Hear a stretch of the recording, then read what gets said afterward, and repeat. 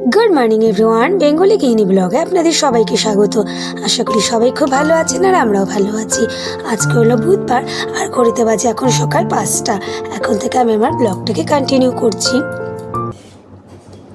আজকে হাজব্যান্ডের অফিসের একজন কলিগের মেয়ের আর কি মুখে ভাত আছে, সেইখানেই যাব আর কি।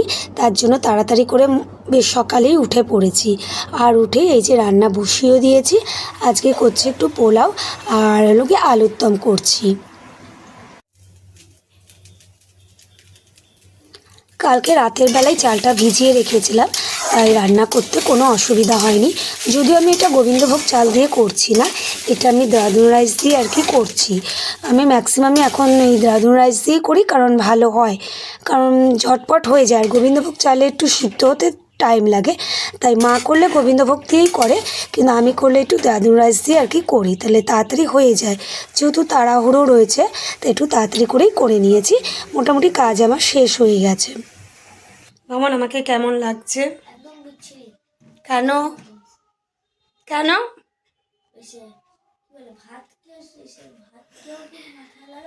না না, এটা রাইস প্যাক দিয়েছি, চাল সিদ্ধ করে প্যাক দিয়েছি। ডাল নয়, চাল, তাহলে হেয়ারের ভালো হবে।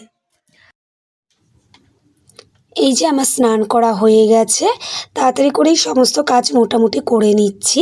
হেয়ার প্যাকটাও লাগিয়েছিলাম, ওইটা রাখার বেশ খানিকক্ষণ পর 1 ঘন্টা পরে আমি স্নানটা করে নিয়েছিলাম আজকে। আর বাইরে কিন্তু না বেশ বৃষ্টিও হচ্ছে, ভাবছি তাই যে কি করে যাব, ও এর মধ্যে বৃষ্টি হচ্ছে বলে বেরোবোই বা কী করে।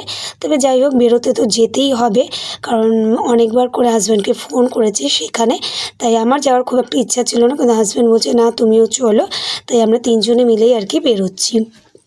আর বেশ চুলে কিন্তু প্যাকটা লাগানোর পর বেশ ভালোও লাগছে, চুলে একটা সিল্কি সিল্কি ভাবও এসছে।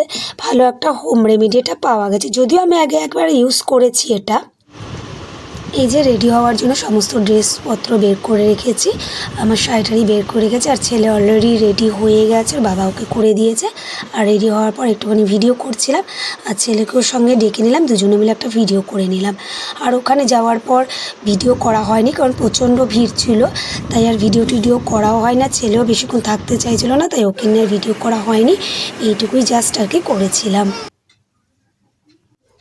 এই যে বাড়িতে চলে এসেছি, চলে এসে মুখ টুক ধোয়া হয়ে গেছে, তবে না একটুকু ভালো লাগছিল না, মনে হচ্ছে একটুখানি শুয়ে পড়ি আর কি। তাই এসে আমরা 3 জনে মিলে শুয়ে পড়েছিলাম, কারণ ওখানে খাওয়া দাওয়া করতে করতে উঠতে অনেকটা দেরি হয়ে গেছিলো। সেখানে বাড়ি ফিরতেও বেশ অনেকটা দেরি হয়েছে, সেই কারণে মনে হচ্ছিলো একটু না শুলে পারবো না।